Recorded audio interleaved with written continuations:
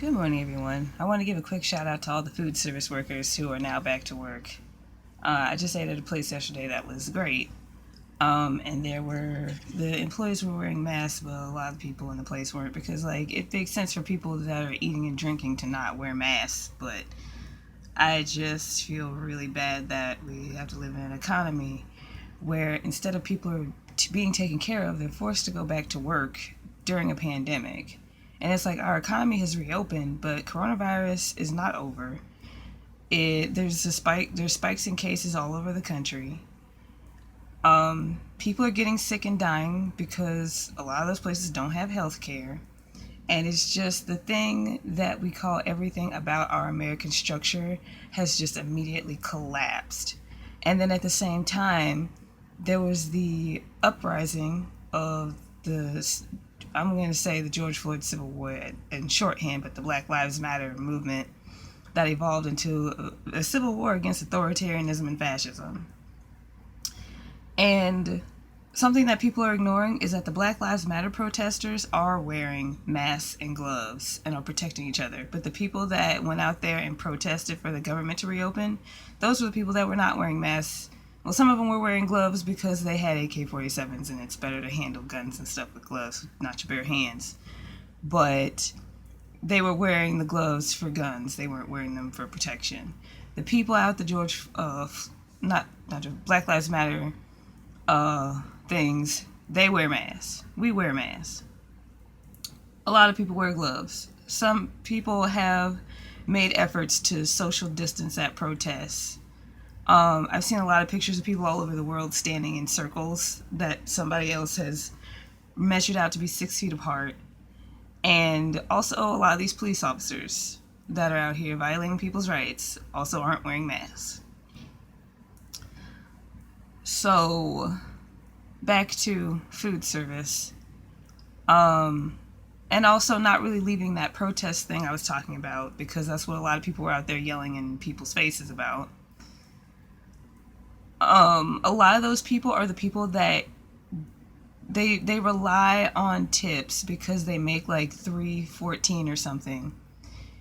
And then I've seen so much stuff like years ahead of time. I've spent enough time on this planet for people to tell these people to get a real job. So first of all, we live in an economy where people have fake jobs. I don't know how the fuck we did that. I don't know how we accomplished fake jobs and real jobs, but apparently servers and bartenders and stuff have fake jobs. And then these people depend on tips. And I don't know if this happens to the bartenders that much, but I've seen a lot of servers like on their tips, on the receipt. I've seen people write very egregious things. I've seen people write racial slurs. I've seen people write get a real job. And those are the people were out there protesting to go back to work. The most abused, underpaid people are the ones that were forced to go back to work because they weren't taken care of. We don't live in a system that takes care of us. And the people were out there yelling in people's faces, spreading coronavirus so they could go spread more coronavirus. So the food service workers could take that back to their friends and family.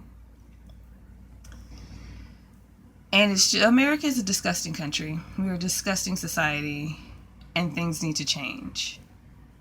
And if you didn't leave during Obama, don't tell somebody else to leave during Trump because you hated that shit.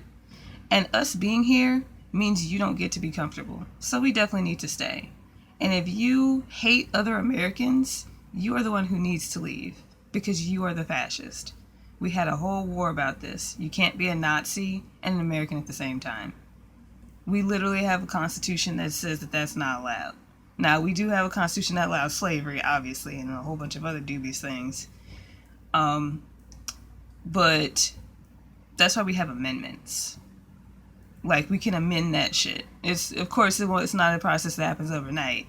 But for the greater good of all Americans, which is what we should be doing, we can make changes. We just won't and we don't because American society and American culture profits off death and genocide and misery. We profit more off of misery than we do death itself. But it's like I had talked about this Like, you know, why is it that we don't have health care and stuff, but yet there's so people that are so up in arms about abortion? Well, we live in a society that, well, I should say we live in an economy that profits off poverty, and that profits off those people having to work all these jobs to take care of their families and then having to scrabble to get childcare. We profit off of not just being inconvenient, we profit off of being humane. The American economy deserves to crash. We are a horrible country that treats its people horribly, and we've deserved everything that's happened to us, because everything that's happened to us with coronavirus and the Black Lives Matter movement is a product of how shitty we are. And there's no way around that. And at the same time, do I love America? Of course I do. I've met great people. There are people that want this country to be what it says it is. There are people that want to make this place great. Not great again. It was never great. Make it great for the first time. When it's great for everybody, then it is truly great. So, like, I guess I'm a make America great the first time. MAGTFT.